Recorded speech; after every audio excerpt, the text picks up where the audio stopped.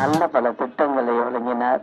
அதே போல புரட்சி தலைவி அவர்களும் அவர் வழியிலேயே ஏழை மக்களுக்காக நல்ல பல திட்டங்களை கொடுத்தார். ஆனா தமிழக மக்களின் நலனுக்காகவும் பெண்களின் முன்னேற்றத்திற்காகவும் என் மக்கள் பயணம் என்னாலும் தொடரும். நான் வரும் வழியிலெல்லாம் இங்குள்ள மக்கள் மிகுந்த பாசத்தோடும் அன்போடும் உற்சாகத்தோடும் என்னை பார்க்க வர்றீங்க. என்னிடம் உங்களின் குறைகளை சொல்றீங்க. ஆனால் இப்பொழுது ஆட்சியில் இருக்கும் திமுக நாள்தோறும் மக்களை கசக்கி பிழிந்து வருகிறது.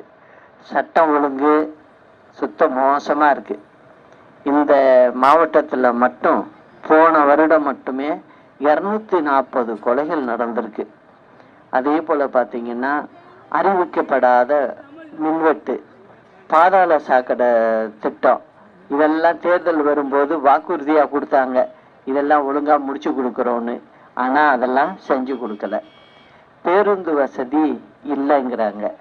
அதே போல வெளியூர்ல இருந்து வர்ற பஸ்ஸுங்கள்ல இந்த பனங்குடி சைட்லாம் வண்டியை நிறுத்தாம போயிட்டு இருக்காங்கன்னு இந்த ஊர் மக்களினுடைய கோரிக்கையாகவும் இருக்கு. சாலை வசதி கிராமப்புறங்கள்ல சரியா இல்லைங்கிறாங்க. ரேஷன் அரிசியும் சரிவர கொடுக்கலைங்கிறாங்க. படித்த இளைஞர்களுக்கும் வேலை வாய்ப்பு இல்லாம இருக்கு அப்படின்னு சொல்றாங்க. இதற்கெல்லாம் வரும் 2026 சட்டமன்ற தேர்தலில் நல்ல தீர்வு கிடைத்துவிடும். அம்மாவின் ஆட்சியை கொண்டு வராமல் நான் ஓயப்போவதில்லை. கழக தொண்டர்களே, யாரும் கலங்க வேண்டாம். நாம் ஒற்றுமையுடன் இருந்தால் யாராலும் நம்மை வீழ்த்த முடியாது.